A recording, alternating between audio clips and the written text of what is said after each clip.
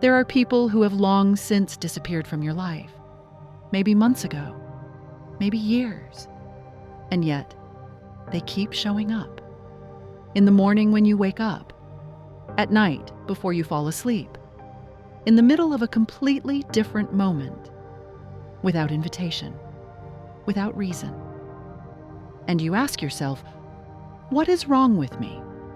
Why can't I move on? Why does someone still occupy my thoughts who I should have left behind long ago? The answer is not that something is wrong with you. The answer is that your system is holding on to something that has never truly been closed. And that is exactly what we are talking about today. The most common misunderstanding about letting go. Most people believe letting go means forgetting. Letting go means no longer feeling. Letting go means pretending nothing happened. That is wrong, and that is exactly why so few people manage it. Because you cannot push a person away by force. You cannot think feelings out of existence. You cannot simply switch off a connection. The more you try to banish someone from your thoughts, the more present they become. That is not weakness. That is neurobiology. Our brain does not store emotional connections according to how long they lasted. It stores them according to intensity, and that changes everything.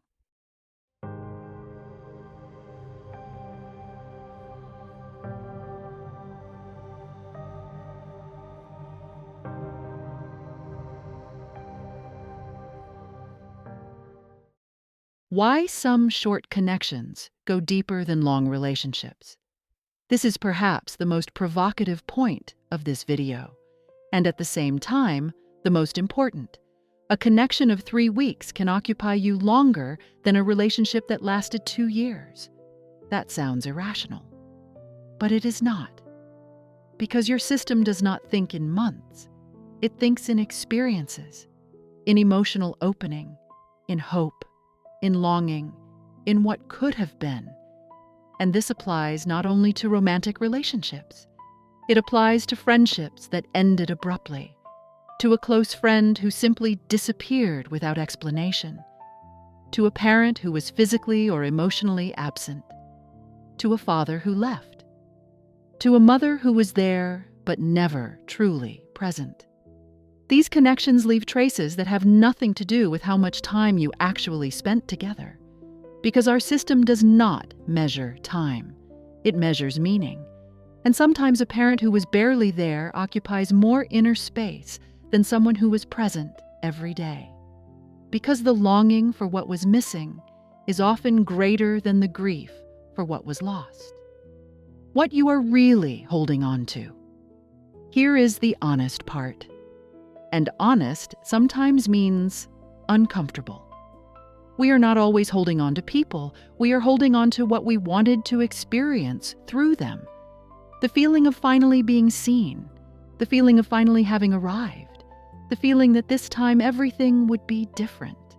This applies to a partner who pulled away, to a friend who chose someone else, to a parent who never truly showed up. And when this person leaves or was never really there, we do not only lose them, we lose the hope. And letting go of hope is often harder than letting go of a person, because hope means maybe there is still something possible. Maybe he will reach out after all. Maybe it was not really over.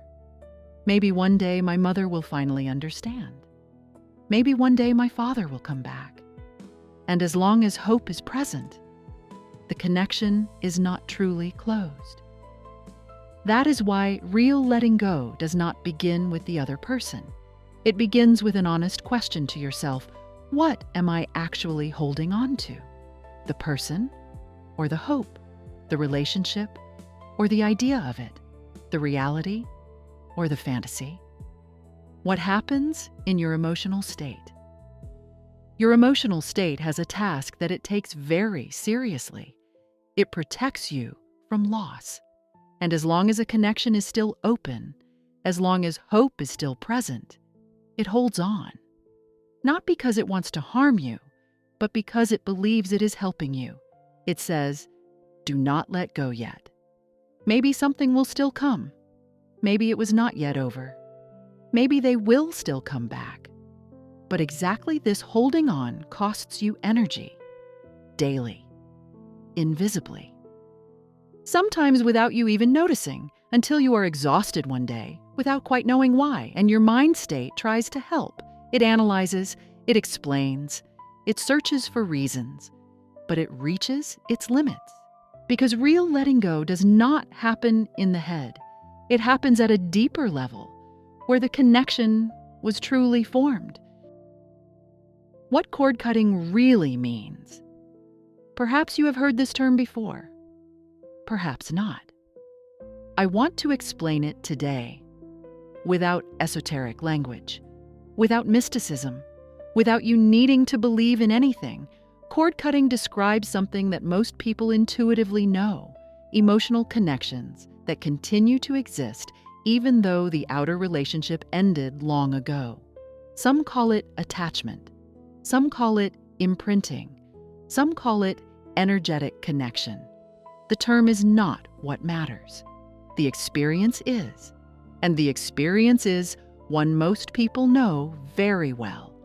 You think of someone even though you do not want to. You react to a name even though you should have moved on long ago. You dream of someone even though you were never truly close.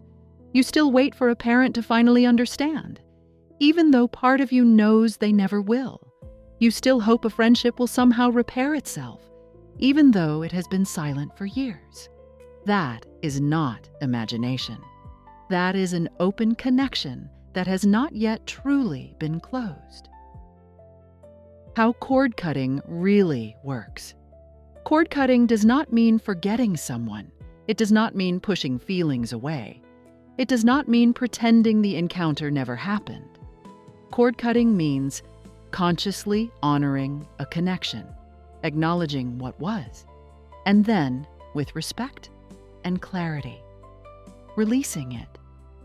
Not because the person was wrong, not because you need to reject them, but because your life wants to move forward. And as long as you hold part of your energy in a past connection, you are missing exactly this energy for what is coming now. That is the real price of holding on. Not the pain, but the exhaustion, and the missed possibilities that arise when your attention is still somewhere else. What you can do right now. I want to leave you with one question. Take a moment and ask yourself honestly, is there a person who still takes up more inner space than they actually should? Someone you are still giving energy to without them knowing it? A former partner, a friend who disappeared, a parent who was never really there, someone you think about even though you wanted to have moved on long ago? If yes, that is not a sign of weakness. It is a sign that a connection has not yet truly been closed. And exactly there, healing can begin. In the next video, I will guide you through a cord-cutting meditation, an exercise that can help you consciously honor connections, reclaim your emotional energy, and release people in love and clarity. Not because they were wrong, but because your life wants to move forward. If this video touched something in you, leave a comment below. And if you want to understand more deeply how your inner system shapes your relationships, subscribe to this channel. Every video here is an invitation to see yourself more clearly.